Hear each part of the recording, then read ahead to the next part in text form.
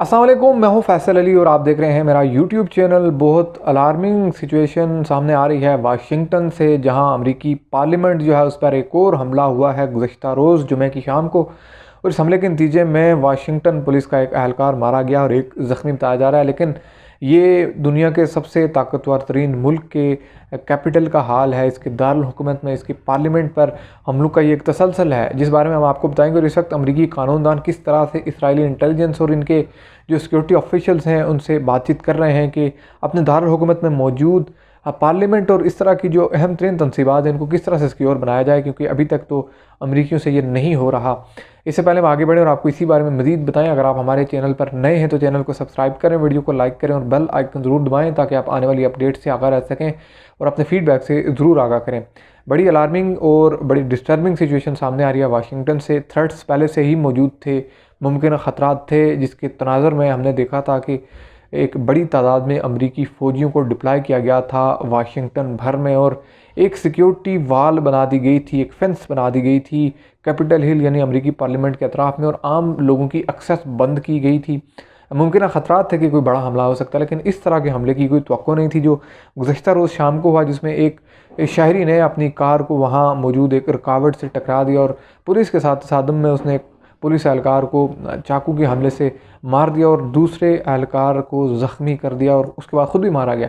लेकिन ये तमाम तर सूरत हाल सामने आने के बाद कुछ तहकीकात सामने आई हैं, जो कुछ इन्वेस्टिगेशंस, कुछ फाइंडिंग सामने आई हैं, जिसमें हमलावर जो शहरी है उसका ताल्लुक एक ऐसे कौम प्रेस ग्रुप से बनाया जा रहा है, जो बताया जा रहा है जो स्याह फाम अमरीकियों की एक बड़ी मुअस्सर तहरीक है, और इसमें बड़ी तादाद मुसलमानों की भी है, और एक मुसलमानों की तंजीम दी नेशन ऑफ इस्लाम, इससे इसका ताल्लुक बताया जा रहा है। और ये ताल्लुक इसके फेसबुक प्रोफाइल से, इसकी जो फेसबुक पर जो एक्टिविटीज़ थी वहाँ से देखकर सामने आया है। अभी इसका फेसबुक पेज भी डाउन कर दिया गया है। लेकिन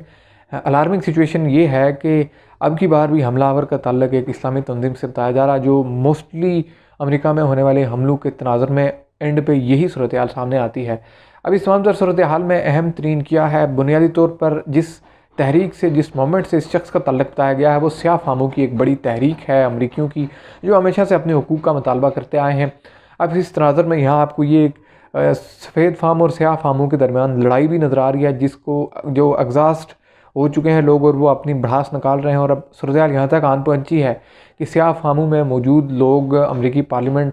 और सिक्योरिटी फोर्सेस जो इन पर हमलों की तरह के इक़दाम कर रहे हैं। लेकिन इस तमाम सूरत हाल में जो लॉ मेकर्स हैं, जो कानूनदान हैं, जो सिक्योरिटी ऑफिशियल्स हैं, उनके लिए बड़ा सवाल ये है कि अमरीकी पार्लियामेंट की सिक्योरिटी इस हद तक कमज़ोर क्यों हो चुकी है, और आखिर क्यों लोग और ऐसे ग्रुप्स इस पर हमला करने की कोशिश करते हैं, इसको किस तरह से महफूज बनाया जाए। जब 6 जनवरी 2021 को एक बड़ा हमला ट्रंप के हामियों ने किया था अमरीकी पार्लियामेंट पर, और उसके बाद बड़ी तादाद में सिक्योरिटी के लोग ज़ख्मी भी हुए थे, मारे भी गए थे। उस तमाम तर सूरत हाल के बाद एक बड़ा फैसला पेंटागन की जानिब से सामने आया था, जहाँ कम अज़ कम 2200 फ़ौजी एहलकार जो हैं उनको अमरीकी दारुल हुकूमत जो है वाशिंगटन वहाँ पे तैनात किया गया था। और उसके साथ साथ जो कैपिटल हिल की बिल्डिंग है यानी अमरीकी पार्लियामेंट, इसके अतराफ़ में एक बड़ी तादाद फ़ौजियों की डिप्लॉय की गई थी। अब इस तमाम तर सूरत हाल में इस वक्त भी वहाँ पर फ़ौज तलब कर ली गई है। हालांकि 6 जनवरी के बाद से सूरत हाल आहिस्ता आहिस्ता कम होती गई, उस तरह से ख़तरात नहीं थे, थ्रेट्स मौजूद थे लेकिन उनको लाइट लिया गया, और वहाँ मौजूद जो सिक्योरिटी की प्रेजेंस थी जिसमें फ़ौजी एहलकार थे उनकी तादाद कम की गई। लेकिन इस वक्त गुज़श्ता रोज़ जो वाक़या पेश आया है, इसके बाद वहाँ फ़ौज की जो तादाद है,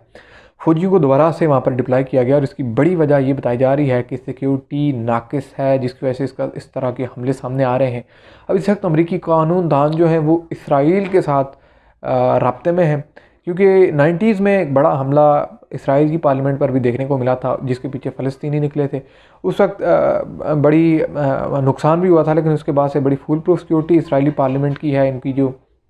पार्लियामेंट है। इस एतबार से ये सलाह और मशवरे लिए जा रहे हैं कि किस तरह से अपनी पार्लियामेंट की सिक्योरिटी को महफूज बनाने के लिए इसराइल का मॉडल अपनाया जाए। अब अहम तरीन चीज़ ये है कि ये स्याह और सफ़ेद फामों की एक लड़ाई भी नज़र आ रही है। बुनियादी तौर पर जब अमरीकी सदर बराक ओबामा बरसरे इक़्तिदार आए थे तो स्याह फामों में खुशी की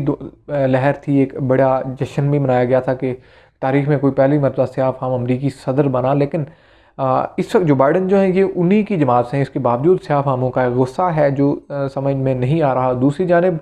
जो ट्रंप हुकूमत थी उसके दौर में हमने ये देखा कि बड़े ट्रेंड्स भी चलते रहे स्याह फामों की तहरीक के हाल से, जिसमें ब्लैक लाइव्स मैटर जैसे ट्रेंड्स सर्कुलेट करते रहे। इस मामला सूरत हाल में अमेरिका में स्याह और सफ़ेद फामों की जो एक डिस्क्रिमिनेशन है, एक तफरीक है, उसका एक नतीजा जो है वो बड़ा भयानक निकलता हुआ नज़र आ रहा है। और इसकी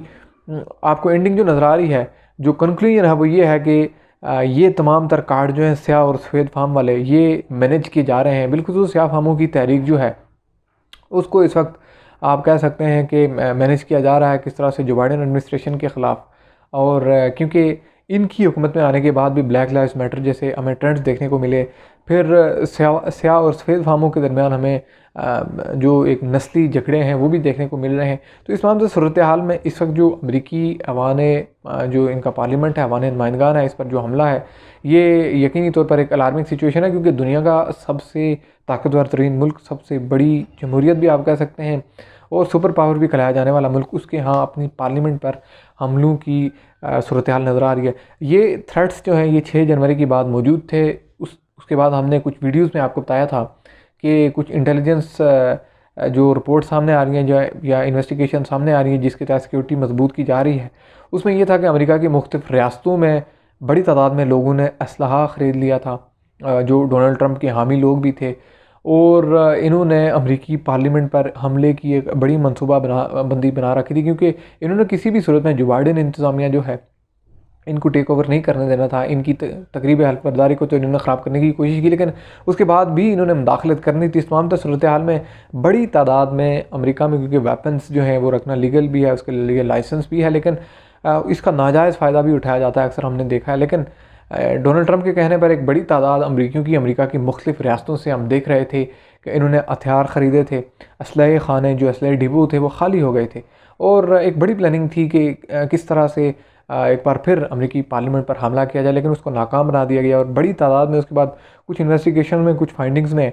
वाइट हाउस जो है और ये जो कैपिटल हिल यानी अमेरिकी पार्लियामेंट है, इसके अतराफ़ में एक्सप्लोसिव मटेरियल्स और वेपन्स, आर्म्स और इस तरह की चीज़ें भी पाई गई थी, और कुछ इस तरह के व्हीकल्स यानी गाड़ियों और ट्रक भी मिले थे जो हथियारों से भरे हुए थे। ये 6 जनवरी के फ़ौरन बाद के वाक़यात थे जो रोनमा हुए थे। लेकिन ये जो गुज़श्ता रोज़ जुमे की शाम को एक बड़ा अफसोसनाक वाक़या पेश आया,